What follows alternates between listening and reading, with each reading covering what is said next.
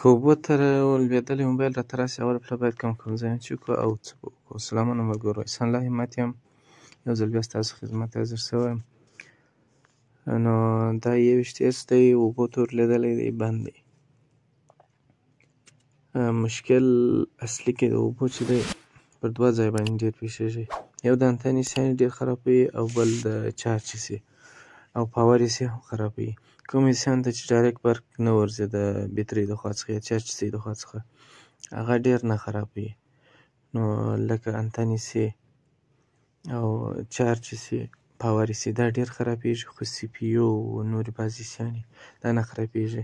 البته د اواز حصې هم پکښې دي چې خرابېږي، نو اواز حصې ته هم څه نه څه تاوان رسوي اوبه، خو ډېر تاوان چې ورسوي د انتنې حصې ده او د چارج حصې ده، دا منطقې ډېر خرابوي. خو یوه حصې بله شته په ټلیفون کې چې هغه ډېره مهمه حصې ده او اکثره وخت هغه اوبه خرابه کوي، په دې وجه چې ډېره کوچنۍ هم ده، په ماسې باندې اوبه ورځي او بیخي په ماسې خرابېږي هم دغسې. بل هغه سیده د چارج د حصې د وي پي ایچ برق څخه استفاده کوي، نو په دغه وجه هم خرابېږي چې کله اوبه ورسي پر هغه ځای باندې شاټې وکړي او هغه حصې خرابه کړي. نو نن دا ویډیو پر دې برابر جوړه کړې ده چې د دې حصې تشخیص څنګه وکړو او دا حصې په کوم موبایلانو کې شته. اکثره وخت دا حصې په اکسینوس سی پي یوګانې چې لري په هغو موبایلانو کې شته، لکه E10 داسې پخواني ماډلونه E10 S، E10 ساده، E20 ساده، E21 په دغو کې شته. نو راځئ وګورو چې مشکل اصلي د دا ټلیفون په کوم ځای کې دی او څنګه حل کېږي. دا استفاده په نورو ټلیفونانو کې هم تاسې کولی شئ د دې ویډیو څخه. اکثریت ماډلونه دغه رقم وي. په ټلیفونانو کې عموماً یو کریستال شته چې کریستال ساعت هم ورته ویل کېږي، اسلاتور هم ورته وایي. نو د دغه ټلیفون د پر دا کونج باندې تر دغه شیلډ لاندې دی. د دې سیګنال چې رسوي سی پي یو ته، دلته یوه کوچنۍ حصې ده د ترانسیور په نامه باندې، دغه حصې یې رسوي تر سی پي یو پورې، دا وینې دا کوچنۍ، دا اکثره وخت اوبه خراب کړي. بیا دا سیګنال سی پي یو ته نه رسېږي، داسې فکر کوو چې سی پي یو یې خرابه ده، یا چې په یو ویډیو شی وګورو په یوټیوب کې هغه سی پي یو بدلوي، د دغه مشکل څخه دغه جریان کشي چې لري موږ هم راسو هغه ورته بدله کړو. نو دا مشکل د سی پي یو نه دی چې سی پي یو بدلوو، خامخا باید دغه ځایونه چک کړو چې سی پي یو ته یا برق ځینې راځي یا سی پي یو ته چې کوم ولټاژ راځي باید هغه چک کړو چې هغلته شته که نشته.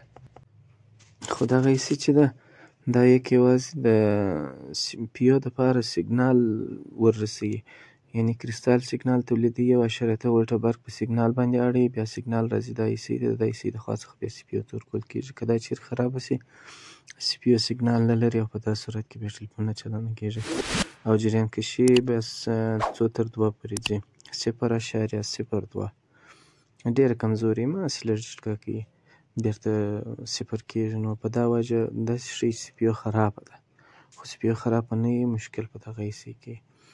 نو راځو دغه حصې به سره پاکه کړو. د دا ټلیفون ده لاندې یوه پایه لري چې د وي پي ایچ برق ده، هغه خامخا خرابېږي، چې اوبه ورسي هغه ضرور خرابوي، او یو کوچنی سلف هم لري پر بغل باندې، هغه سلف هم خرابېږي. دا ورته جوړ کړئ، انشاءالله مشکل حل کېږي د اکثر موبایلانو ده. او یو بل مهمه شی دا دی چې دغه حصې ته 2 برقه راځي، یو 3.8 ولټه برق یا وي پي ایچ برق، او یو چې دی 1.8 ولټه برق دی چې هغه مسیر څخه راځي چې کریستال دی. په هغه مسیر کې کریستال ته هم دغه مسیر څخه راځي، که چیرې دغه ځای کې برق ونه لري کریستال هم نه سیګنال نه تولیدوي او دا حصې هم نه چالانه کېږي. دا هم ډېر مهمه دی، دا هم باید چک سي.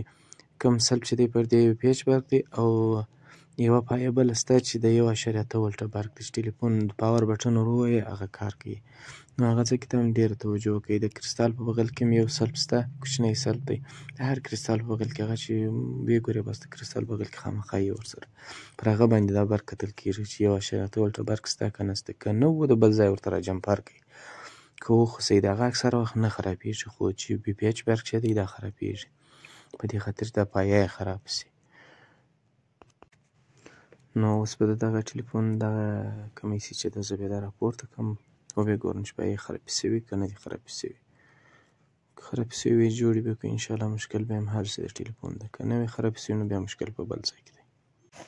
ملګرو یې سیمې راپورته کړه لاندې پایې چې وې د هغې پای د پیج ته دا خرابه سوې ده هغه به یې انشاءالله زه ترمیم کړم وبیا ګورو چې ټلیفون جوړېږي که نه جوړېږي کار کوي او که نه کوي. نو مشکل زما په فکر ټول په دغه ځای کې دی اوس فعلا خو په بل ځای کې مشکل نه لري دا ټلیفون. راځه وبیا ګورو. ایسي مې ور پاکه کړه هغه پایه مې ور جوړه کړه ریوال مې کړه اوس بیا وګورو. اوس بیا وګورو چې جوړ شوی دی ټلیفون که نه دی جوړ شوی. نو مشکل اکثره وخت په دغه ځای کې ډېره توجه کوئ دغه ځایو ته په ای 10 کې په ای 20 کې په ای 10 اس کې په ای 14 کې په ای 14 کې په ای 12 کې. نو ملګرو دغه ایسي ته ډېره توجه کوئ اکثره وخت بل ځای نه خراب یوازې دغه خراب وي خو کله کله په یوټیوب کې ویډیوګانې ووینو چې هغه سی پي یو بدلوي بس موږ هم را سی پي یو راپورته کړو.